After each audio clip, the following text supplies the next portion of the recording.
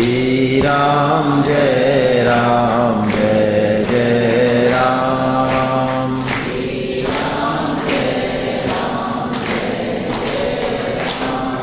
हरे कृष्णा।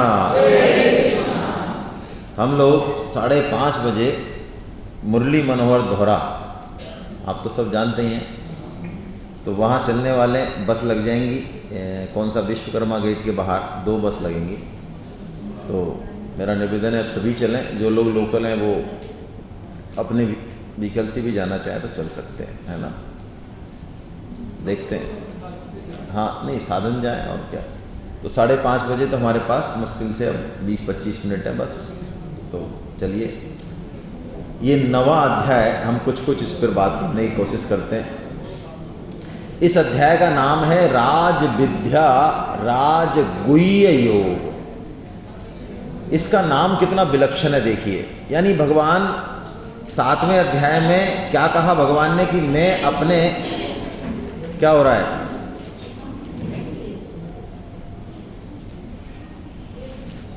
सातवें अध्याय में भगवान ने कहा मैं अपने समग्र रूप को बताऊंगा, भक्ति को बताऊंगा। तो उसी भक्ति को बता रहे हैं भगवान अब आगे। 8वां अध्याय तो थोड़ा डेविएट हो गया था तो अब भगवान ने इस 9वें अध्याय का नाम वेद व्यास जी ने दिया राज विद्या राजगुह्य। राज विद्या का मतलब विद्याओं की राजा, यानी भगवान अब वो बात बताने वाले हैं जो कि सभी विद्याओं की राजा है। देखिए, हम इस जीवन में कोई भी ज्ञान लें, वो पेट पालन के लिए, परिवार पालन के लिए तो ठीक है, लेकिन अगले जन्म में क्या वो ज्ञान काम आएगा?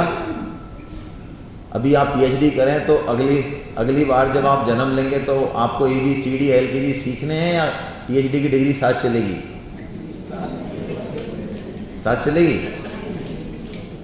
तो ऐसा करना, अब आपकी मेमोरी भगवान करे रह जाए और अगला जन्म मान लो कोई मिले हमें, सपोज कुत्ते का ही मिला, और हमको पता है यार ये जो बैंक है, बैंक ऑफ बड़ौदा, इसमें 5 करोड़ है, अकाउंट नंबर भी पता है और कुत्ते को सारा पता है, वो घर में जाके वो भी लिया, आधार कार्ड भी, और मैनेजर के पास चला जाए, भाई साहब ये हम ही हैं, तो दे देगा वो। आधार कार्ड है बाकायदा, लिंक कर लो बैंक से, 5 करोड़ है। राज विद्या का मतलब है ऐसी विद्या जो अभी भी काम आएगी और आगे हमेशा के लिए काम आएगी, और जिसके बिना कुछ भी नहीं है उस विद्या के बिना। उस विद्या के बारे में भगवान बता रहे हैं। अब जैसे कि आपने भागवतम में गजेंद्र मोक्ष की कहानी सुनी है, तो गजेंद्र कौन है? ये हाथी गजेंद्र कौन है? ये इंद्रदुम्न नाम का राजा है, जो महर्षि अगस्त्य के श्राप के कारण तो हाथी बना, लेकिन वहां पर वो क्या करता था? पूजा करता था, भगवान की भक्ति करता था। तो वो जो भक्ति उसने की वहां पे, वो उसको हाथी की योनि में भी जब जरूरत पड़ी तो एज इट इज काम में आ गई, याद आ गई उसको। जिस स्रोत से वो वहां करता था, उसी स्रोत से उसने भगवान को पुकारा और भगवान आ गए। तो ये वो विद्या है, राज विद्या है। भगवान कह रहे हैं मैं अब उसके बारे में बता रहा हूं तेरे को, राज विद्या के बारे में। और कैसी है? राजगुह्य है। गुह्य मतलब बड़ी गोपनीय, लेकिन यहाँ गोपनीय नहीं बता रहे हैं, भगवान कह रहे हैं गोपनीयों की भी राजा, सबसे गोपनीय। बताओ, हम अपनी गोपनीय बात बता देते हैं किसी को? आपकी तिजोरी का लॉक कोड नंबर क्या है बताओ, उसमें कितने बिस्किट हैं सोने के बताओ, कितने आपके प्लॉट के कागज कहाँ रखें बताओ, लो चलो। देखो सब कैसे चुप बैठ गए एकदम। यानी हम इतनी चीज भी किसी को नहीं बताने वाले। अरे और तो छोड़ो, लोग तो अपनी पत्नियों तक को पूरी बात नहीं बताते हैं।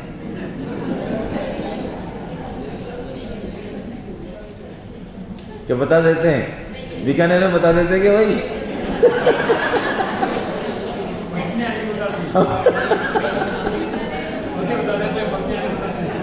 तो राजगुह्य मतलब भगवान ऐसी बात बताने वाले हैं जो बिल्कुल गोपनीय से भी गोपनीय है, वो भी भगवान बताने वाले हैं। बोलो कैसी बात हो रही है, कैसी गोपनीय बात है। देखो भगवान, हमें ऐसा लगता है, स्वामी जी कहते हैं कि यहाँ मान लो हमें प्रधानमंत्री से मिलना है, मुख्यमंत्री से मिलना है, मंत्री से मिलना है, तो बड़ा टाइम लगता है, अपॉइंटमेंट लेना है, फलाना करना है, ढीकना करना है। तो भगवान तो पता नहीं कितना होता होगा, उनसे कैसे मिलेंगे उनको। तो भगवान कहते हैं ऐसी बात नहीं है, मेरे से मिलना, मेरी भक्ति करना, मेरे को प्राप्त करना बड़ा सरल है, बहुत सरल है, बहुत सरल है?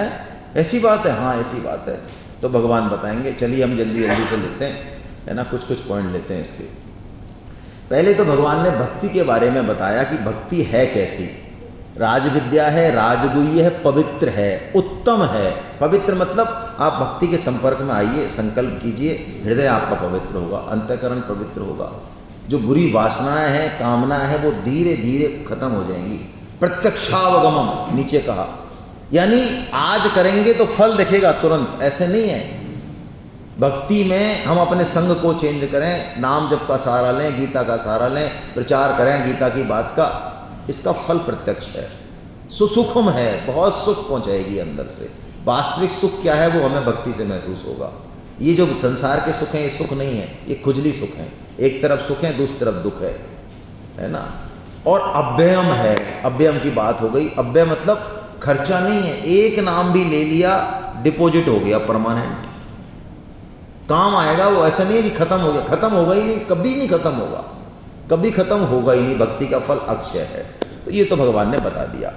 अब भगवान ने राजविद्या बताई। क्या बताई राजविद्या? है तो थोड़ा सा कठिन है शब्द तो, लेकिन हम समझने की कोशिश करते हैं। भगवान कहते हैं कि जैसे बाजरी, स्वामी जी समझाते हैं, जैसे बाजरी का बीज है तो वो बोया तो उससे बाजरी का पौधा आ गया, अभी बड़ा नहीं हुआ तो पौधा आ गया, उसमें कहीं भी बाजरी है नहीं अभी। लेकिन किसान से पूछोगे तो क्या कहेगा? बाजरे की फसल है। हमको बाजरी कहीं दिख नहीं रही है, किसान कह रहा है कि नहीं बाजरी है। क्यों? क्योंकि मूल में भी बाजरी थी और अंत में भी बाजरी है, तो बीच में क्या होगी? बाजरी होगी। ऐसे ही भगवान 9.4 और 9.5 दो श्लोकों में कह रहे हैं कि ये संसार मेरे से ही तो प्रकट है। एक ही था, मैं अकेला था, मैंने एक ही अनेक रूप धारण किए, 84 लाख योनियों के अनंत जीवों में मैं खेल रहा हूं, और अंत में ये सारे जीव मेरे में ही मिल जाएंगे। तो बीच में कौन है फिर? पहले भी मैं था, अंत में मैं, तो बीच में कौन है? मैं ही हूं। अब चाहे दिखे चाहे ना दिखे, वो समस्या हमारी है। भक्त को ऊपर का रूप रंग आकार स्वभाव नहीं दिखता, व्यवहार के लिए तो दिखता है, अंदर का 24 कैरेट गोल्ड दिखता है। अंदर सबके परमात्मा ना, भक्त को वही दिखते हैं। जैसे उदाहरण के तौर पे एक कहानी है कि एक संत थे, उनके पास एक गणेश जी की मूर्ति थी और एक चूहे की मूर्ति थी, दोनों चांदी की थी। एक बार उनको ज़रूरत पड़ी, भंडारा करेंगे, पैसा है नहीं, तो उन्होंने कहा चलो बेच देते हैं। तो ले गए सुनार के पास, सुनार ने तोला तो आधी किलो ही तो गणेश जी की निकले और आधी किलो ही वो चूहा निकला। तो उन्होंने बता दिया भाव कि महाराज 2000 इसके, पुराने जमाना था 2000 इसके। तो संत ने सोटा निकाल लिया सुनार के ऊपर कि मूर्ख, हमारे गणेश जी की और चूहे की एक ही रेट बताई तूने, तेरी अरे गणेश जी हमारे इष्ट हैं, इनकी वही रेट और चूहे की वही रेट। सुनार ने कहा महाराज हमको माफ करो, हमारा क्या लेना देना है? अरे गणेश जी से चूहे से हमारा क्या लेना देना है? हम तो चांदी को देख रहे हैं, चांदी इसमें जितनी है उसके पैसे। तो ऐसे इस संपूर्ण संसार में एक वही तत्व विराजमान है। भक्त की ये दृष्टि होती है। भगवान कह रहे हैं ऊपर से चाहे दिखे चाहे ना दिखे, वास्तव में एक मैं ही हूं। अलग अलग रूपों में मैं लीला कर रहा हूं, कहीं क्रोध की कर रहा हूं, कहीं दुष्ट की कर रहा हूं, कहीं क्या क्या लीला कर रहा हूं, अलग अलग लीलाएं तो भगवान की भाई है। ऐसा भगवान ने बताया अपने आप को। फिर भगवान ने ये समझाने के लिए, इसको समझाने के लिए कई सारी अपनी विभूति बताई। विभूति मतलब कि देख मैं ये भी हूं, मैं ये भी हूं, मैं ये भी हूं। एक विभूति ले लेते हैं हम मात्र। भगवान ने कहा मैं अमृत भी हूं और मैं मृत्यु भी हूं। ओहो, विष भी हूं, क्या बात है। जीवन भी मैं हूं, मृत्यु भी मैं हूं, अमृत भी मैं हूं, विष भी मैं हूं। है अमृत भी आप है, मृत्यु भी आप है, ये कैसे संभव है? बोलो भाई, मृत्यु और जीवन एक ही है क्या? तो एक है तो गले लगा लो। अरे मृत्यु एक है तो गले लगा लो मृत्यु को। अच्छा, पतझड़ और बसंत एक ही है क्या? हाँ, एक नहीं है, लेकिन होते नहीं होते हुए भी एक ही है। एक के पीछे एक है, एक ही दूसरे से निकला है। अच्छा, मैं दूसरा उदाहरण देता हूँ। बारिश, बादल तो बरसते हैं और ज़मीन पर पानी गिरता है, ये तो हमने देखा है। तो कभी आपने ऐसा भी देखा कि धरती बरसती हो और बादल आकाश पे पानी गिरता हो? दोबारा बोल रहा हूँ, उल्टी बात है। बादल बरसे धरती भीजे, ये जानत सब कोई, और धरती बरसे अंबर भीजे, बूझत बिरला कोई। यदि धरती ना बरसे तो बादल में पानी कहां से आएगा भाई? बादल बरस रहा है तो सबको दिख रहा है। ऐसे ही मृत्यु भी भगवान का ही एक रूप है। ये चोला छोड़ के हम दूसरे रूप में जा रहे हैं। संत जो है मृत्यु का स्वागत करते हैं, स्वागत करते हैं। क्यों स्वागत करते हैं? जैसे कोई प्रेमी अपनी प्रेमिका से मिले बेकरारी से, ऐसे ही संत जो है मृत्यु में भी उस भगवान को देख लेते हैं। उनको फिर मृत्यु से भय नहीं लगता। जैसे कबीर जी कहते हैं ना कि जा मरने से जग डरे, मेरे मन आनंद, कब मरी हो कब भेंटी हो, पूरन परमानंद। अरे मैं अपने घर जा रहा हूं भाई, वो मेरे परम प्रियतम मेरा इंतजार कर रहे हैं, तो पता नहीं कब आए और मुझे बाहों में ले लें। इसलिए संतों का जयंती मना करती है? रोना उत्सव मनता है कि हमारी तरह संतों का उत्सव मनता है? मृत्यु उनके लिए एक उत्सव है, क्योंकि मृत्यु और जीवन ये सिक्के के दो पहलू हैं, दोनों एक ही हैं, अंतर कुछ नहीं, अंतर मात्रा का। हमारे लिए अंतर है। भगवान कहते हैं इसलिए इसी तरह से तू मुझे सब में देख। जिसने मृत्यु में भगवान को देख लिया, फिर मृत्यु उसे डरा नहीं पाएगी। फिर भगवान ने एक बात कही, इसके बाद मैं शॉर्ट में ले रहा हूं, श्लोक पर नहीं चल रहे हैं, कि जो शुभ कर्म करते हैं, सत्कर्म करते हैं, परोपकार करते हैं, लेकिन करते हैं कहीं न कहीं किसी कामना के बस। कोई भी कामना हो सकती है, हमने कहा सारी कामनाओं की बात की, मान बढ़ाई तक। तो भगवान ने कहा वो किसको प्राप्त होंगे? स्वर्ग लोक को प्राप्त होंगे। क्या होगा स्वर्ग लोक में? भगवान ने कहा वो भोग भोगेंगे। कौन से भोग? अरे बड़े जोरदार भोग है। वहाँ पे आयु की कोई समस्या नहीं है, वहाँ बिना एसी के ही पसीने नहीं आते हैं, वहाँ थकान नहीं होती है कि आपने आधा घंटे भोग भोग लिया, थक गए, आपकी जचे तो कर ली, 600 घंटा भोगो आप। वहाँ इस तरह की फैसिलिटी है। लेकिन भगवान कहते हैं इस सब भोगों के बाद भी, जैसे हम अपने प्रीपेड मोबाइल को रिचार्ज कराते हैं, और जब हम बात कर रहे हैं और रिचार्ज मान लो खत्म हो गया, तो बात हमारी कट जाएगी या पूरी होने के बाद कटेगी? कट जाएगी। आप तो 20 साल से कस्टमर हो, तो नहीं काटेगा शायद वो, हैं? काट देगा। ऐसे ही स्वर्ग लोक में जो हमारे पुण्य रूपी मुद्रा है वो खत्म हुई, और देवता मत तैयार है, हमको धक्का देते हैं वहां से। धक्का क्यों देते हैं? उनको बदबू आती है हमारे शरीरों में से, देवताओं को। वो कहते हैं खांसी आ गया है, फर्जी पुण्यों के दम पर धक्का देते हैं। और धक्का देते हैं तो नीचे हमारा स्वागत करने के लिए वो बर्छी और भाले लेके वो खड़े रहते हैं। कौन? जिनकी हमने यज्ञ में तप में हत्या की। किन की? उन जीवों की। वो जीव खड़े रहते हैं कि भाई साहब गए तो इधर से, आएंगे भी तो यहीं से खड़े रहो। तो वहां तो मिल रहा है बढ़िया भोग, और यहाँ स्वागत हो रहा है किनसे? बर्छी और भालों से। इतना बड़ा नुकसान हो गया। भगवान ने कहा तेतम भुक्त्वा स्वर्गलोकम विशालम छीने पुण्य मृत्यलोकम विशंति गतागतम काम कामा लभन्ते। इसलिए गीता में स्वर्ग जाने को भगवान ने श्राप बताया। इसलिए हम आगे से अपने पूर्वजों को स्वर्गवासी ना लिखें। गीता स्वर्ग को ठीक नहीं मानती। क्यों? क्या मतलब है? जाना तो यहाँ था, इधर तो गए नहीं, इधर चले गए, और 5 स्टार में रोके और यहाँ आ गए। क्या मतलब है? टाइम खराब हुआ। एक चीज और खराब हुई, सबसे बड़ी बात जो स्वामी जी कहते हैं, टाइम तो खराब हुआ ही हुआ, अब एक बहुत बड़ा नुकसान हो गया स्वर्ग जाने से। क्या हो गया? स्वर्ग में जो हमने भोग भोगे, तो इस मनुष्य जन्म में भी अब हमारे चित्त पर वो भोगों के संस्कार पड़ गए। ये जो यहाँ गीता में बैठे बैठे सेमिनार में जो उबासियाँ आती है ना, ऐसे जो मुंह फाड़ते रहते हैं ना बैठे बैठे, तो चेक करना अपने आप को, व्हाट्सएप देखते हो उबासी आती है क्या? निंदा रस करते हैं एक दूसरे की 2-2 घंटे, दूसरे की सब ऊपर से नीचे तक उसकी टांग खींचते हैं, तब बीच में ऐसे मुंह फटता है क्या? ये गीता में क्यों फटता है? ये नाम जप में क्यों फटता है मुंह? क्योंकि स्वर्ग लोक से वो उचित में संस्कार बैठे ना अंदर, तो ये अच्छा नहीं लगता है। जब तक इसमें रस नहीं आएगा ना, संघर्ष चलेगा तब तक। एक बार रस आ गया ना इसमें, जब तो बात बदल जाएगी। लेकिन जब तक रस नहीं आएगा, जब तक बहुत दिक्कत है, बहुत दिक्कत है। तो स्वर्गलोक से क्या नुकसान हो गया कि हमको सत्संग मिला, गीता मिली, उसमें भी हमारा दिल नहीं लगता। ये बड़ी दिक्कत हो गई। तो भगवान ने कहा तू ऐसा है, आलतू फालतू काम मत कर, तू मेरी तरफ चल, है ना। तू भूतों को पूजेगा तो तू बेटा भूत बनेगा, देवताओं को पूजेगा तो देवलोक में चला जाएगा, और मेरे को पूजेगा तो हम भगवान को ही पूजें। तो कैसे पूजें महाराज आपको? तो भगवान ने कहा बहुत सरल है।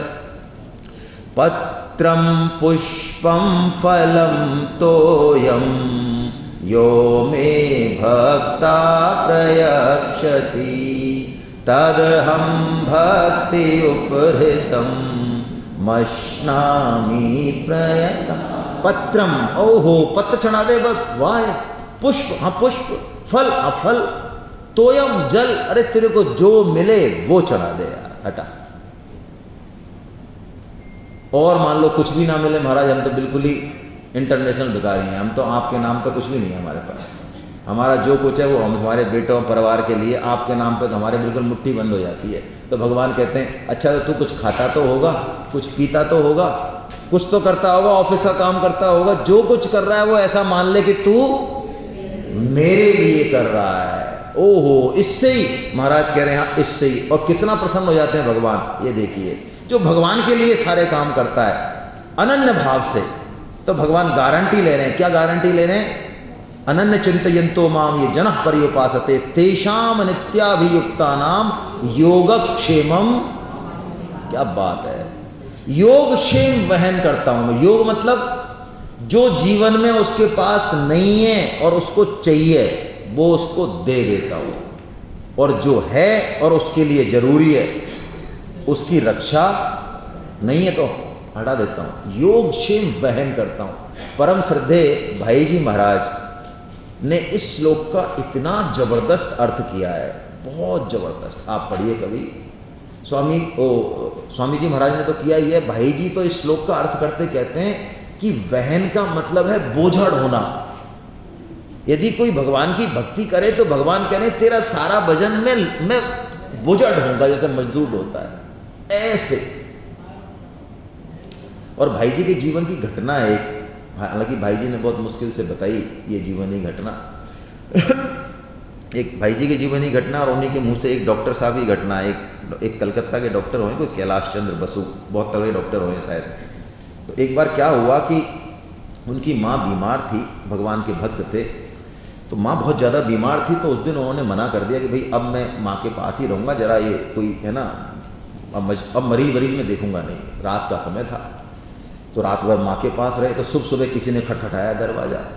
उससे पहले वो माँ से जब बात कर रहे थे तो माँ से पूछा, क्योंकि माँ जाने वाली थी, समझ गए, तो माँ से पूछा माँ तेरी कोई इच्छा है क्या? तो माँ ने कहा बेटा अब इच्छा तो कोई नहीं है, तेने बहुत सेवा की, लेकिन एक बार तेने अंजीर खिलाए थे मेरे को। कोई अंजीर आए थे बॉम्बे से उनके पास, तो वो मेरी एक अंजीर खाने की इच्छा है। अब इच्छा हो गई, बड़े बूढ़े। अब डॉक्टर साहब देखें कि अंजीर, ओहो, एकदम से डॉक्टर साहब ने कहा अब मैं कहाँ से अंजीर लाऊं? रात को प्लेन है नहीं, बॉम्बे से मैंने मंगाए, ओहो। और डॉक्टर इतना बड़ा डॉक्टर, लेकिन अब क्या फेल हो गया एकदम। और इतना बड़ा दुख हुआ, आंखों से आंसू झरने लग गए कि माँ जा रही है और माँ की एक इच्छा में पूर्ति नहीं कर सकता, मैं काहे का डॉक्टर हूँ भाई। एकदम से ऐसा भाव आया तो पुकार की भगवान को। इतने में दरवाजा ठोका किसी ने, तो गुस्से से उठे, खबरदार कोई मैं मरीज नहीं देखने वाला हूँ, मेरी माँ बीमार है अभी तो, है ना। ऐसे कह के उठे कि भगा दूंगा बाहर, कोई होगा मरीज तो। इतने में बाहर एक पेटी लेके उनका एक पुराना मरीज जो साल भर पहले अंजीर देने आया था उनको, वो आया। डॉक्टर साहब माफ़ी चाहता हूँ, सुबह के 4 बजे, लेकिन 6 बजे मेरा जहाज़ है, मैं बाहर जा रहा हूँ और मेरी बड़ी इच्छा हुई कि जो आपके बड़े एहसान है कि एक अंजीर की पेटी जो है आपको मैं देता चलूँ, ऐसे मेरी भाव बना।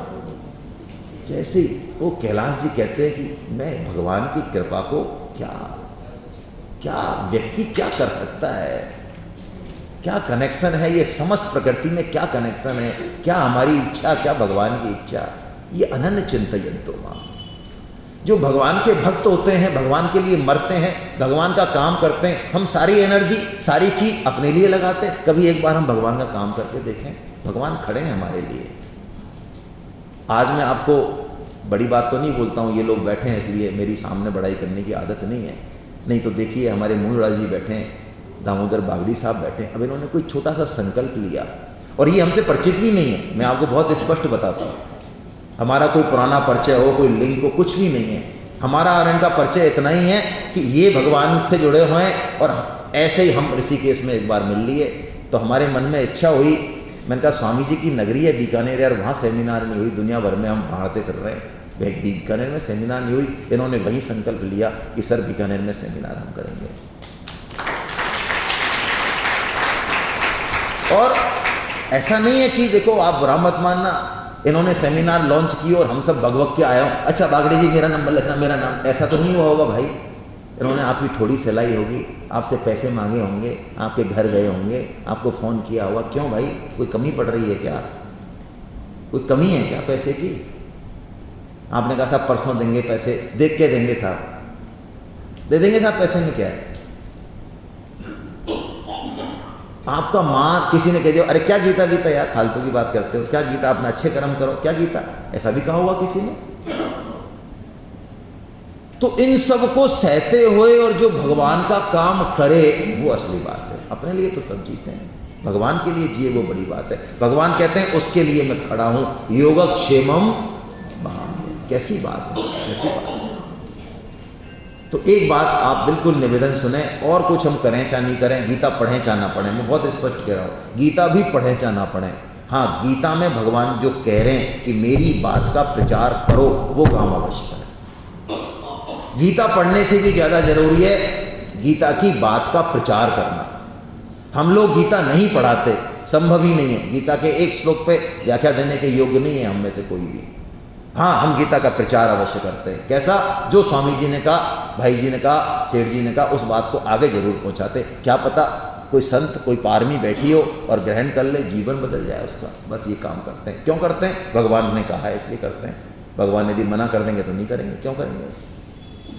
अब देखिए भगवान की कृपा देखिए आप आगे। भक्ति में कोई भेद नहीं है। आज समाज का एक बहुत बड़ा हिस्सा, ये भी एक बहुत बड़ी समस्या है, हमारे समाज का एक बहुत बड़ा वर्ग हमारे सनातन धर्म के साथ नहीं है।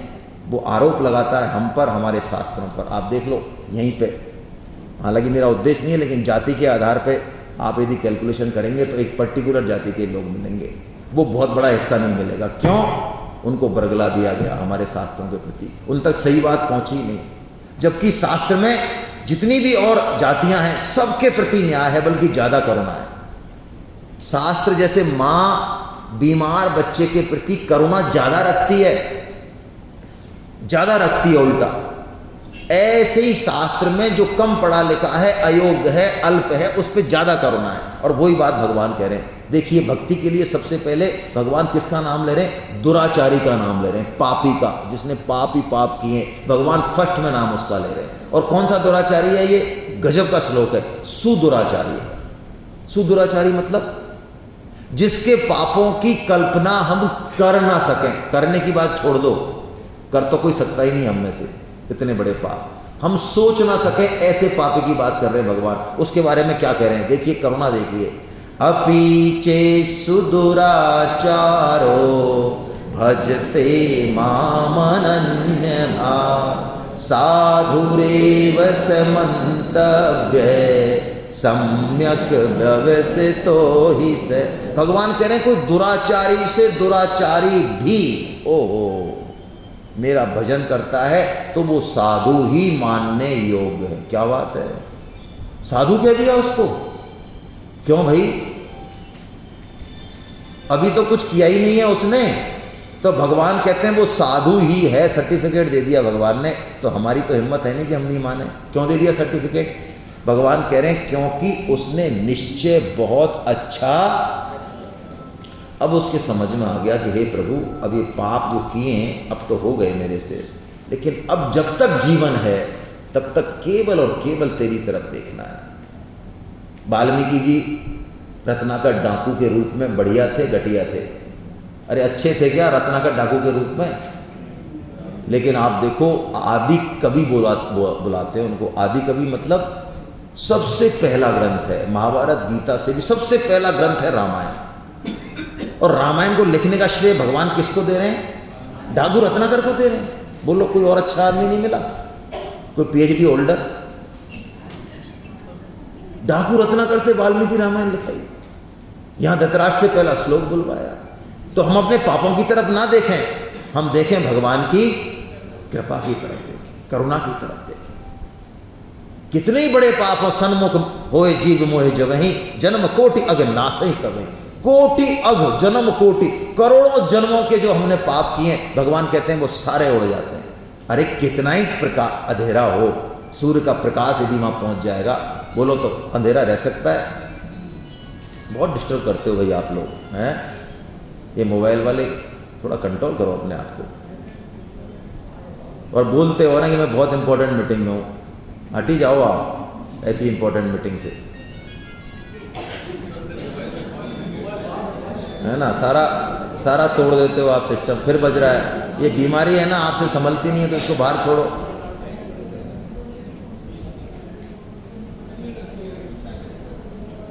और एक बार नहीं 6-6 बार जवाब दे रहे हो आप बैठ के यहाँ पे। सोचना चाहिए, दूसरे को डिस्टर्ब नहीं करें, दूसरे को हम कम से कम।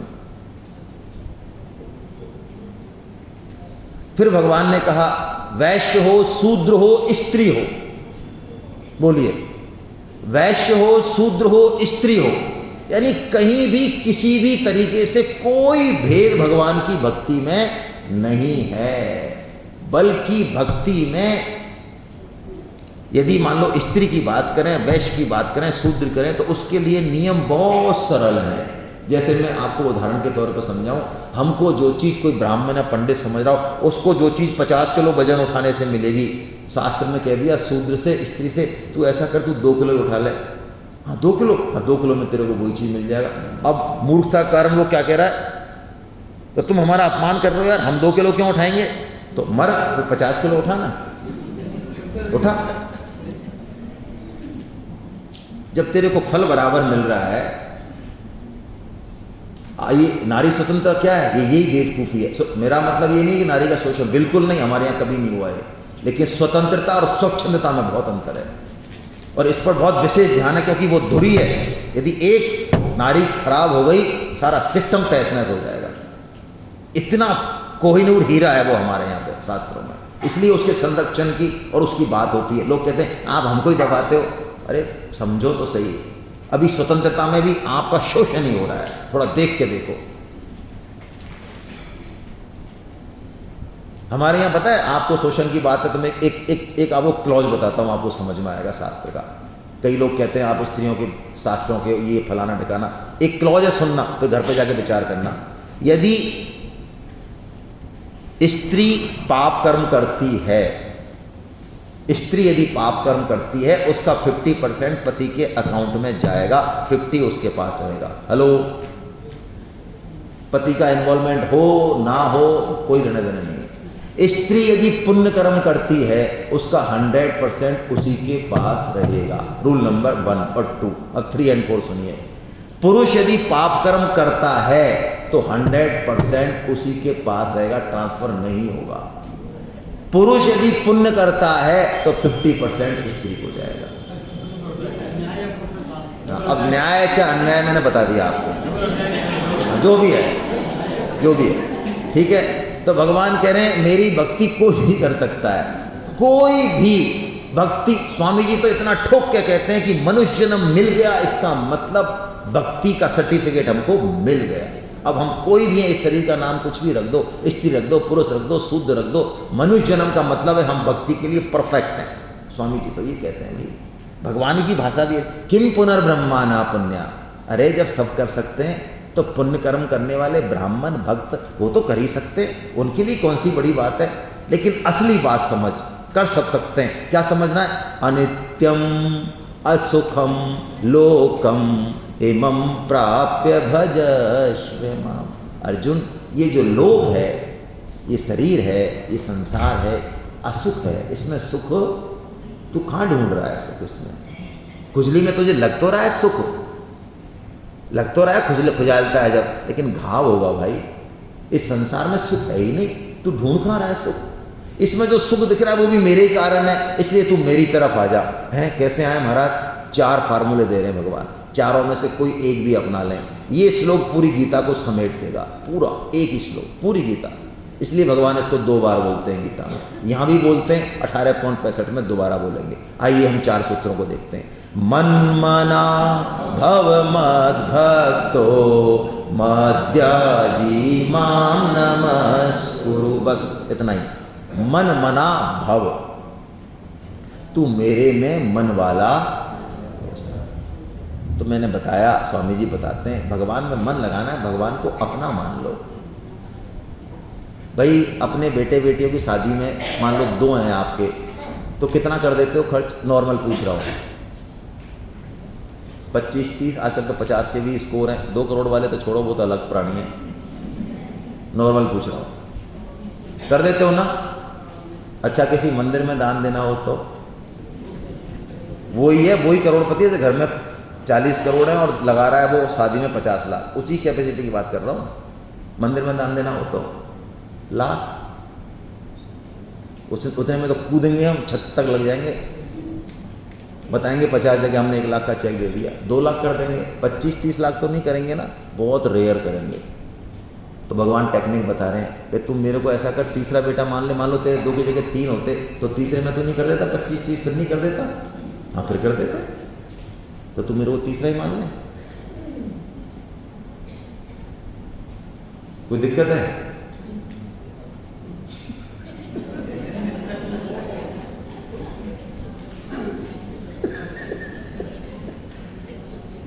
अरे भगवान को पैसे वैसे नहीं चाहिए, भी रिलैक्स हो जाओ, है ना? बस उनसे ही तो आ रहे हैं, हमको क्या देंगे हम? मन मना भव, उनको अपना मान लें। कब मानेंगे? चलिए भगवान दूसरी बात करें, भव मद भक्तो, मेरा भक्त हो जाना। हमने भक्ति की इतनी अब तक बात करी, एक नई परिभाषा दे रहे हैं स्वामी जी। मद भक्त का मतलब है, अब नींद में भी कोई जगाए हमें तो अंदर से आवाज आए, मैं कौन? तो नाम बाद में आए, पद बाद में आए, धन बाद में आए, पहले अंदर से ये आवाज आए कि मैं केवल भगवान का हूं। ये भक्त होना है, असली बात ये है। क्योंकि हम हैं ही भगवान के, इसलिए चेंज कर लें अपनी अहंता।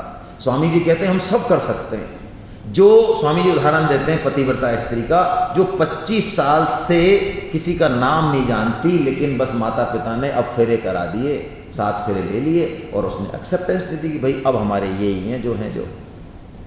अब उससे 10 दिन बाद, 15 दिन बाद, महीने भर बाद कोई आए और पूछे, मान लो गांव में भी, तो वो उसके स्पष्ट है हम इनके हैं भाई, हम तो इनके हैं। ये लो हैं इनके, तो 25 साल से तो तुम्हारा पता, लेकिन अब मान लिया कि हम इनके, ऐसे ही मान लें कि हम, ये भक्ति है। मद्याजी, मद्याजी मतलब मेरा पूजन कर। कैसे कर? जो भी क्रिया करें, नहाएं तो भगवान को नहला रहे हैं, फ्रेश होने जाएं तो भी, खाना खिला रहे हैं भगवान को खिला रहे हैं, जो कुछ कर रहे हैं काम भगवान का कर रहे हैं, सारे भगवान के जन है। ठीक है तनख्वाह मिल रही है, काम भगवान का हो रहा है, तनख्वाह फोकट में मिल रही है। ये पूजन है असली। और नमस्कुरु, माम नमस्कुरु, ये सबसे इंपॉर्टेंट बात है। ये 3 काम हो रहे हैं कि नहीं हो रहे हैं, इसकी चेकिंग होगी इस चौथे से, सही तरीके से हो रहे नहीं हो रहे हैं। कैसे चेकिंग होगी? नमस्कुरु से मतलब क्या? नमस्कार करना। कैसे नमस्कार करना? ऐसे अगरबत्ती जलाए, घंटी बजा के फिर पर्दा बंद कर देना। अब महाराज कल बात करेंगे, 5 मिनट हो गए और क्या मरेंगे क्या आपके लिए? अब बड़े इंपॉर्टेंट काम करने बहुत है, बिराजो अब आप यहाँ। हाँ इतना कर दिया, अगरबत्ती जला दी और सब ठीक है, बहुत है, अटक हो गया नमस्कार। जीवन में बुरी से बुरी परिस्थिति आए, महान अपमान हो, कितना ही घाटा लगे और खूब बल्ले बल्ले हो संसार में, दोनों ही परिस्थितियों में भगवान को थैंक यू निकले अंदर से निकले थैंक यू। इतनी घटिया परिस्थिति दिखा रहा है भगवान, तेरी कृपा है, तेरी कृपा है, कुछ ना कुछ अच्छा हो रहा है इसमें, बहुत अच्छा करने वाले हो तुम। माँ कभी भी बच्चे का बुरा कर नहीं सकती। जब उसके चीरा लग रहा है डॉक्टर कट लगा रहा है उसके बच्चे के, और माँ ने पकड़ रखा है उसको, एक हाथ फूले पे और एक इधर पे, और माँ ने पकड़ रखा है, डॉक्टर चीर रहा है उसको। अब उस बच्चे को नहीं समझ में आ रही है कि ये माँ वही माँ है जिसको मैं माँ समझता था, ये कर क्या रही है यार, ये बताओ, मेरे को कटवा रही है इसको मैं क्या समझता था, ये मेरे को कटवा रही है। उसको नहीं समझ में आएगा कि इसी कटने में भी उसका ही फायदा है। बुरी से बुरी परिस्थिति जीवन में आए, उस समय भी हृदय से धन्यवाद निकले, हे प्रभु तेरा लाख लाख से। हाँ, लड़ेंगे उस परिस्थिति से, मुकाबला करेंगे, ऐसे नहीं है, लेकिन अंदर से धन्यवाद निकले, ये नमस्कार, ये भगवान का नमस्कार, असली नमस्कार असली ये है। बस ये 4 चीज़ों में से एक चीज़ हो जाए तो हम जो है भगवान के भजन या भक्ति कर पा रहे। हरे कृष्णा हरे कृष्णा। कितना टाइमिंग है? 5:35। तो चलिए साहब, अब हम लोग